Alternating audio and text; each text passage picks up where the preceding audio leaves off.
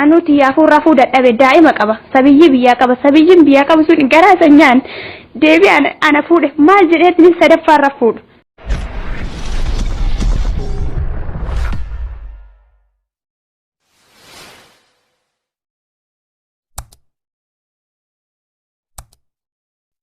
Hai ijoollee Oromoo nagaan waaqayyo bakka lafa jirtan isiniif baay'atu ara mudannoo korra muuxannoo ni argatu jedheeti yaadachuudha. Keessattuu ijoolleen Imaaraat Dubaayii keessa jirtanii of eeggannoo godhadhaa. Maaliif ani kaleessa mudannoo na mudate jechuudha. Namchi kun argaartan kun jechuudha.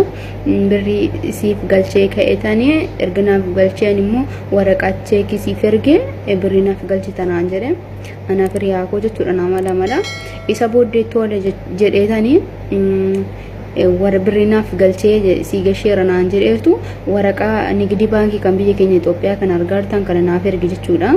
Isa booddeenis tola erga birriin koo naaf galeera jedheetan dhugumasee madaami kiyyaan birrii gashiif hin jedhe Dubaayii keessa jira inni jechuudha. Achi hiriyaan koos akkasuma isheenis ergiteef jechuudha birrii xumurreefi. Isa booddee kaleessi man engada gaafa sanbata manni baankii cufaadhamtiire kaleessa manni baankii erga bananii maatiin naqanii mana baankii birriin hin galle jechuudha. Waggaan isaa dhufeen gaafadha jiru bilookii na godhe jira. Hiriyaa koos dhaqee gaafadhe bilookii ishee godhe jechuudha. Lama keenya bilookii godhe silkiin isaa hin hojjetu. Telegiraamii malee hin hojjetu. Telegiraamii bilookii nu godhe waatsaappii naamina hin hojjetu. Silkii isaa walumaa gala hin hojjetu jechuudha. Amma sirra deebii maatii gaafadhe waraqaa kana chaappaa kana agarsiisaa jennaan lakki chaappaan kun chaappaa sobaatii naan jiranii hin jiru baankiin galli birrii naan jiranii. Kanaaf ijoolleen Oromoo please of eeggadhaa. Chaappaa kana chaappaa sobaa akka ta'e beekaa jechuudha. Kanaaf yeroo lammiin keessan Oromoon akkasitti isin nyaatu jechuudha.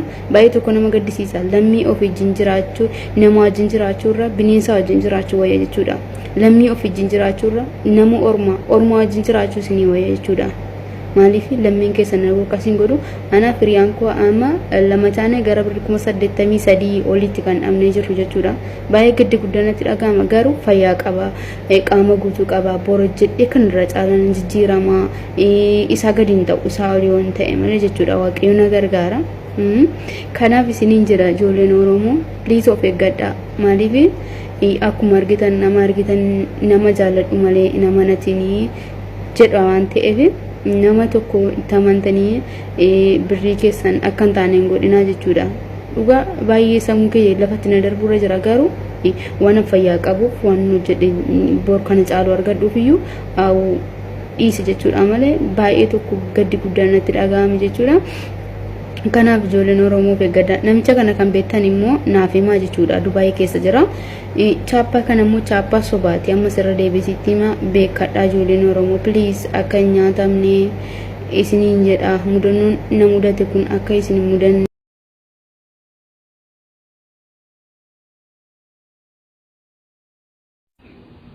Alhamdulillah. Jirta lubbuu nama. Alhamdulillah eenyu jedhu? Ayin jecha gaafatatu silkii abbaa qabu. Jechuun bara jiwaanuma isa jennaan ribana ana taatee beekamaa kanas jala kaase. Kaasi silkii irraa kaafti sun silkii kan inni qabataa ture amma dura. Ana ka? Situ qabataa ture abbaan silkii eessa dhaqee qashtiyye. Abbaan silkii sanuu beeku inshaallah. Anuma. Maa wallaalta bada lubbu. Ani beeku. Abbaan silkii sanuu anuma. Ana silkii jedhika. Ati maali isaati isa? Eenyu ati? Jaartii isaati. Jaartii isaati? Ani bareeda inshaallah. Jaartii isaati ganamaati. Tagargaa illee taatu maal goona? Hai maal goona ammaa dare? Jechuun taganama illee taatu tagargaa illee taatu maa asitti kannaa wanni aree?